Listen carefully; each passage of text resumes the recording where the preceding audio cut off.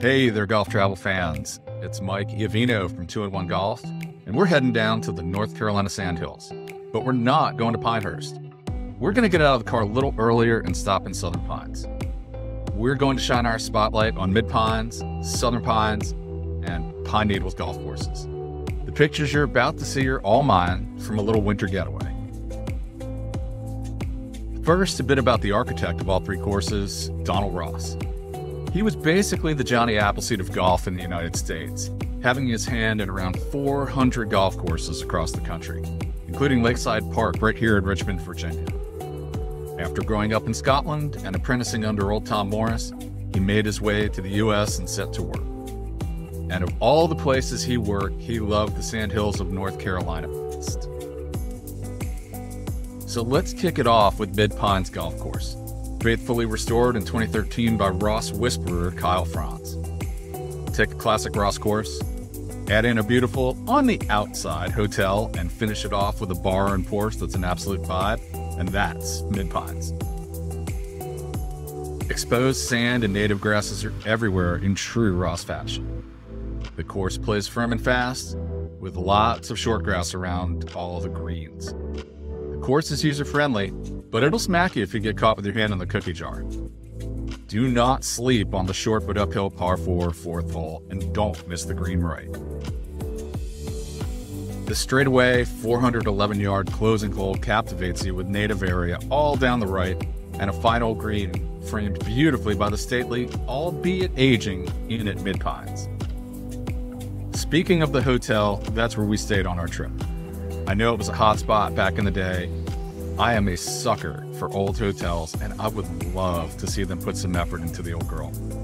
But that being said, it's clean and it's perfectly acceptable for a 2-night stay. Cross to the other side of Midland Road and you'll be at Pine Needles. And if you're not familiar with Pine Needles, you should be. It's known for its golf schools. The covered and heated practice area is a wonderful touch. And it's hosted the U.S. Women's Open not once, not twice, but 4 times. In 96, 01, 07, and 2022. I got the chance to play it in February of 22, and we chose to walk it rather than be stuck on cart paths. It was a pretty substantial walk, but we all went.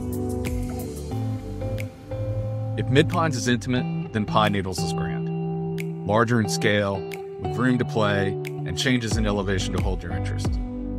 The greens are well guarded and have tons of movement.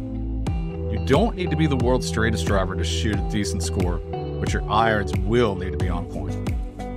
And pay close attention on downhill putts near the edges of greens, lest you degreen yourself, as my buddy did on the first hole. The 18th at Pine Needles doesn't get a ton of love, but I really like it.